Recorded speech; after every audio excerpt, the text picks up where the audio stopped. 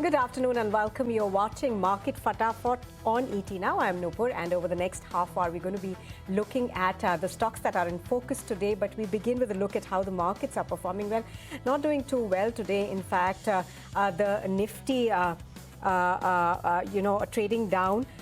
We also have seen the broader index follow really, so not looking too good. In fact, the Nifty is a bit of a concern, trading below the 24,200 mark.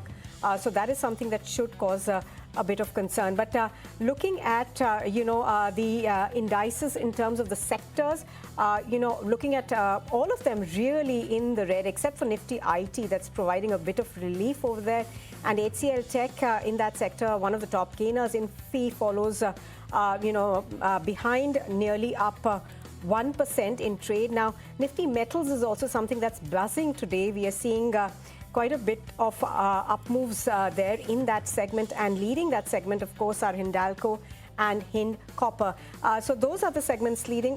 Rest of it, pretty down and out today. But let's shift our focus to the primary market right now. And Ray of Belief's 500 crore IPO is opening on the 1st of September with a price band of 227 to 239 rupees per share. Now, the issue includes 125 crore fresh issue, and Sajith, in fact, caught up with the MD of Rays of Belief, Nitin Bindlish, to discuss the company's growth plans, financial performance, and the uses of the IPO proceeds. Listen in. Overall, we have three segments of revenue, or rather four. One is direct care, where we deliver service like occupational therapy, speech therapy, or any type of therapy to our kids. This is in India. Second is we export services. We work very closely with Lego Foundation and all the other players in the US, and we provide therapy to them. And lastly, last year, we acquired a US company in Virginia with three centers, Roanoke, Lynchburg, Salem, and we deliver the consultation and other services over there. So we have domestic revenue, which is online and offline. When I say offline, a 45-minute session of occupational therapy, speech therapy, special education, or the behavior therapy done by OT, speech, special ed psychologists. Online, we do the parent who cannot travel because, sir, in our world, not everyone have access to these centers, so they will take online therapy. So that's there. And then overseas revenue, which is our US subsidiary. It's not a promoter entity. It's like it's what we bought last year, and that's what we want to build, the consultation. So these are the four segments of revenue right now. What we are doing, sir. Interesting, because in India there's also this new concept of social stock exchanges which have come in, where NGOs and for-profit enterprises can come and raise money from people, from CSR or companies or corporates. You haven't selected that route. You have come through a corporate main board listing, which is there, which is also very gruesome for a company who is into social service, right? In that sense. So you're subjecting yourself to not only compliances, but also, pressures from the market. No, that's why, sir, we are first for-profit social enterprise, and you're absolutely right. That's gruesome. We have double, apart from the regulator thing, what we'll be doing. The second thing, we have to get social audit done every year, and that's what the additional thing. But as compared to, we were always very clear, we want to go main board. We want to be a for-profit social enterprise, and this was one of the things that we or our board selected to do, as compared to the social stock exchange, which is, to my understanding, not the best judge, is more for not for profit and the other organization which are into CSR. But we were very clear that we will earn respectfully. We will launch. We are very heavy on integrity, so compliances will take in our stride, and along with the social audit. So that's what our thought process was, as compared to the main board, as compared to the social stock exchange. And I'm trying to delve a little more into this, because it's one of its kind, and it's for the first time for-profit social enterprises coming on the main board. So are you saying that your entire revenue stream will always be through consultations and therapies that you do with kids and parents, and it will not be through donations that could come from corporate and other entities? Yes, sir. So as per protocol, we cannot accept donations. So whatever revenue we have today, 100% is earned revenue. That is, we have a strong team of 300 plus clinician. They work. We do so many sessions every month. So this is all earned revenue. We have zero CSR. We can't accept donation. We can't accept like any other not for profit. It is hardcore revenue earned, nothing else. This is nothing to do with CSR. Even if some CSR wants to give us fund, we can partner with them to do the activity, but we cannot accept the CSR fund because it's not in our mandate. You're raising 125 crores in fresh equity. How are you going to use that fund? So, the majority will be for the center expansion, and when I say center expansion, around 41% will be for center expansion, which is there. Then we'll invest in the technology training capabilities around branding activity, and the rest is GCP. So, around 48 crore will be capex, 10 crore will be marketing, and I'm just telling you the ballpark number, not the exact. And then for the lease payment and the GCP, the general corporate is not more than 35. 10% most likely will go for the issue expenses, and that's where we'll try to build in next 3 years, 30 to 36 months. We'll open 319 center, and that too majority in tier 2, tier 3, so that we can help a parent who don't have access. Right now, we are in 57 cities and 20 states, but we want to penetrate more within that and get our service to the parents and the family who really requires, especially of a special need like autism, ADHD, Down syndrome. Uh, Give us a sense of the kind of the therapy that you undertake, and when I say that when parents come and seek help on how to do interventions or how to help transitioning a kid, how do you what is the kind of fees that you charge them? Is it a package kind of thing? Is it a per visit kind of thing? And because this is a constant need for them, and as they grow, you need to evolve with them as well. So these are sticky parents and kids which are coming to you, right? Yes, sir. So what we charge is so our one session is 45 minutes, and we usually take 12 session, 24 session.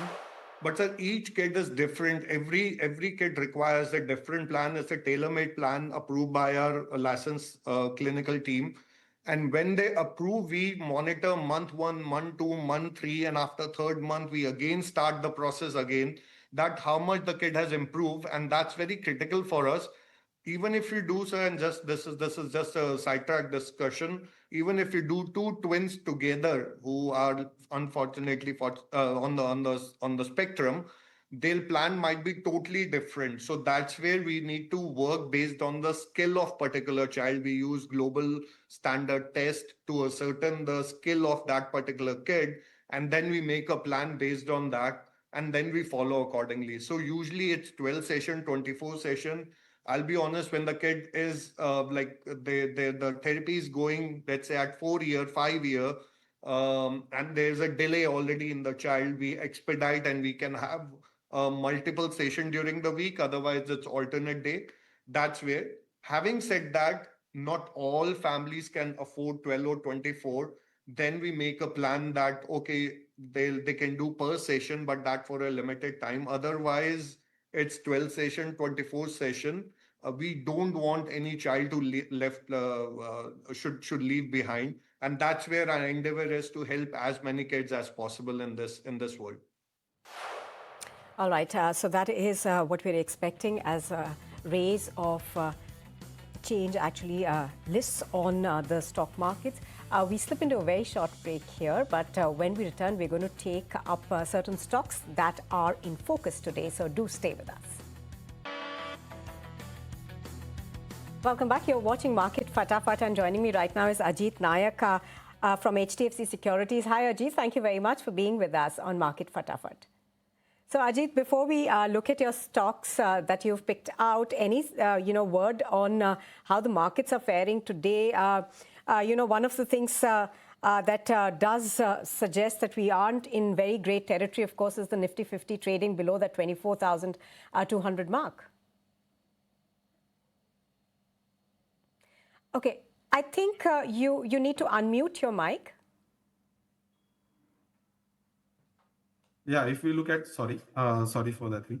Yeah, so if we look at the market from couple of sessions, we are in a very tight range bound session, and we haven't seen market reclaiming 2 or 3 days continuous higher high pattern.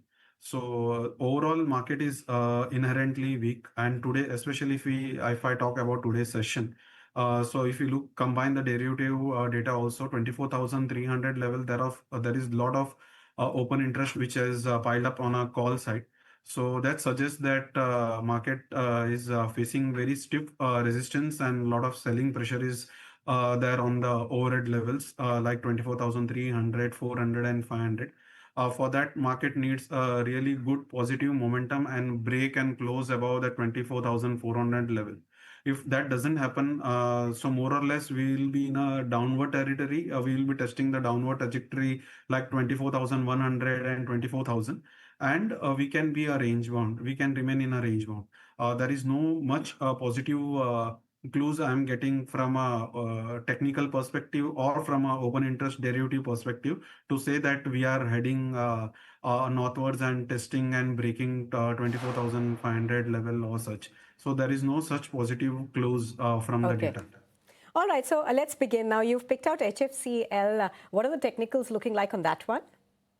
So if we look at the HFCL, one more thing I would like to add, if we do not consider the Nifty or a large cap space specific, if we look at mid cap stocks and small cap, there are a lot of stocks which are doing great on charts. So some of few names which I have selected, and out of that is one of the HFCL. So HFCL is riding a textbook kind of a momentum trend.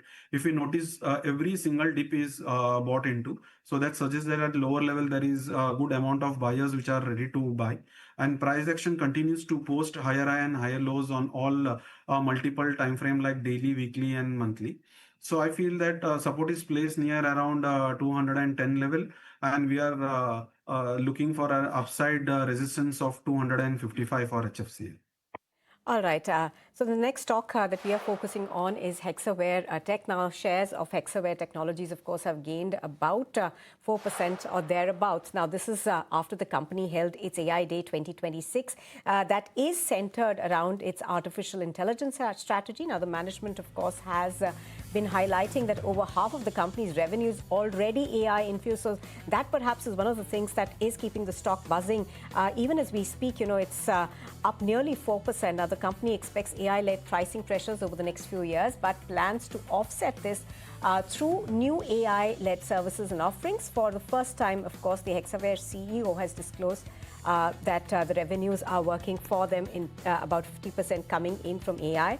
Brokerage views are broadly mixed, but CLSA has an outperform rating, while MOFSL has maintained a buy rating with a target price of 720 rupees. In fact, my colleague Jude caught up with the CEO at their AI setup in Chennai. Two premises. The first, SaaS company said, I can bring best practices encoded into my platform and bring standardization. But the truth is, most large enterprises don't like standardization. They feel it's being forced on them. The second, which is true, is that it's too expensive to build software and too time consuming to custom build software to replace the SaaS. The second part is no longer true.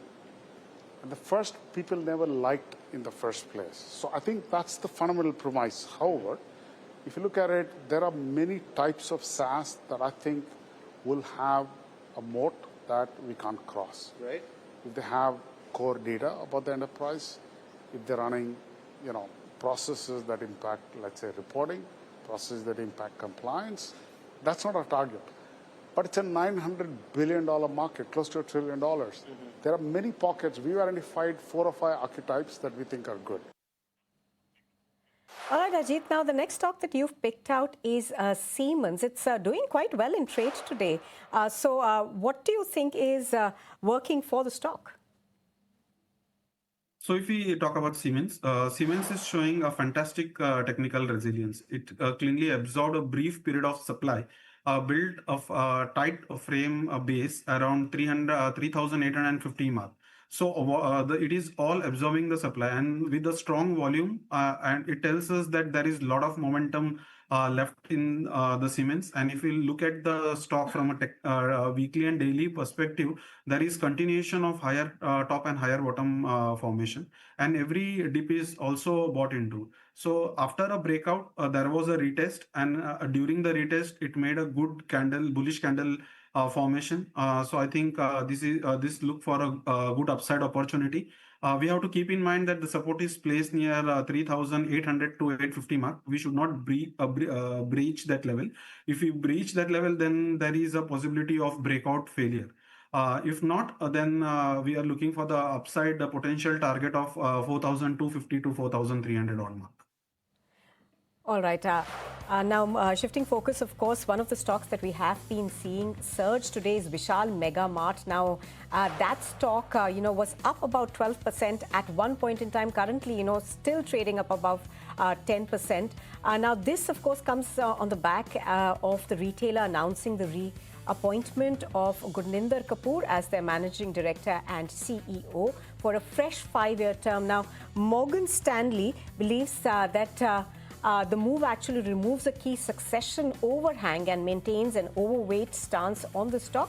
However, the target price is 146. Now, Vishal Mega Mart has reported a 26% year-on-year growth in the net profit to 259 crore rupees in Q1 FY27, while revenue has also seen an upside of 18.7%. So that stock, in fact, is one of the biggest gainers today. Now, going back to Ajit. Ajit, you've picked out Redington. Now, what are you seeing on the charts for this one? Yeah, so Redington offers a classical breakout reset setup. So it recently pierced through a very multi-month stubborn resistance with huge volume. And again, it has retested, and it is moving northward. So we call in a technical terms as a change of polarity. COP has happened in that. So it offers a very quite risk-reward kind of a thing. So if you look at the chart, 336 was a resistance, now become a support. So it should not breach 336 again. It is now currently trading at some 368 odd levels. We are looking for 390 to 400 levels. Because if we look at the Redington from a weekly daily perspective, good momentum swing is there, and it is making higher top and higher bottom. All right. So Redington seeing a good momentum over there. Now, the next stock in focus, of course, is Urban Company. Now, this is after MK initiated coverage with a buy view, highlighting its leadership in India's online home services market. Now, the brokerage sees a higher service density, improving partner utilization, and the expansion of InstaHealth as one of the key growth drivers. Though investments in new businesses could delay consolidated profitability. So look at the stock; it's still up away about over 6%. Now, Urban Company, I beg your pardon, has also jumped after the company said that Kent RO Systems has agreed before the Delhi High Court to withdraw advertisements and social media content. Urban Company, remember, had filed a defamation and disparagement suit against Kent RO in the Delhi High Court in August. Now, the company has alleged that advertisements and influencer-led social media content made false and misleading claims about the 2-year filter life of and service life features of native water purifiers. Now, going back to Ajit. So, Ajit, the next, you've picked something from the pharma sector, IOL chemicals and pharmaceuticals. What does the chart show you on the technicals? So if you look at the chart, we can see that from July 2026 onwards, it is forming a good base pattern. Kind of a cup and handle kind of a pattern, but cup and handle generally do not form at the top, but we can say it is a VCP kind of a pattern where volume contraction is taking place. So I am looking for the stock to break 180 odd level. If it breaks and closes above that level, then it has another leg move up, which is pending on the higher side, and it can test 220 to 250 odd level. And also, this is relatively outperformer if we compare other pharmaceutical spaces. So relative strength is in place, contraction is in place. We are looking the stock to offer a good breakout. All right, and the next stock in focus for us is Apollo Tyres. Now, in the morning, that stock was trading, upwards of 5%. Now, of course, it seems to have moderated to about 1.5% or so. Now, this happened after UBS upgraded the stock to a buy, turning constructive on the company's outlook. Now, UBS raised its price target to 590 rupees per share. The revised target implies a potential upside of around 34% from Friday's closing price. Now, the brokerage sees an inflection point in India operations and improving prospects in Europe, while also it does expect meaningful earnings recovery once near-term commodity cost pressures ease. Now, what we have seen, of course, in that note that came in from UBS is that it continues to trade at a valuation discount to its peers, while the stock has underperformed the broader tyre sector over the past 4 years. However, the brokerage believes that the outlook is improving. Well, Ajit, appreciate your speaking to us on ET Now and taking out the time. Thank you for joining us. Well, with that, it is a wrap on Market Fatafat. Thank you very much for joining us. But do stay with us as we bring you more on the other side.